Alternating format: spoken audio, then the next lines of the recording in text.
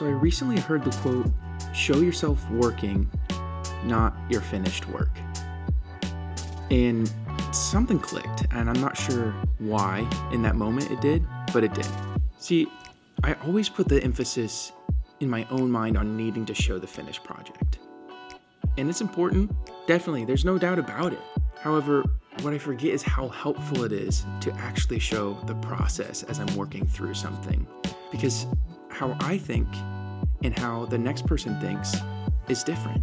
And we bring things that are different to the table for each client. Something I've really been processing through and working through really is not writing my own ideas off, not writing myself off. One reason that I have done that is that I've recently been diagnosed with ADHD.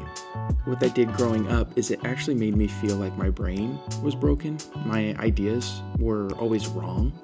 But something I've actually been working through by being vulnerable with my family and my friends about how I am experiencing and feeling these things, it's actually helping me realize that I'm bringing a perspective to each table I come to that no one else can bring. I think about these problems that need to be solved in ways that other people don't.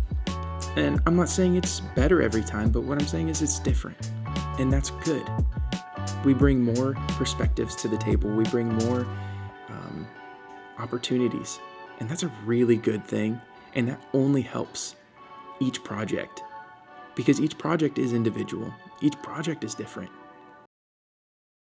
So coming to recognize that what I always saw as a detriment or something I was so insecure about is actually a reminder that I'm fully equipped to solve the task at hand or the problem at hand. And this brings life and breath to projects. It brings uniqueness to projects.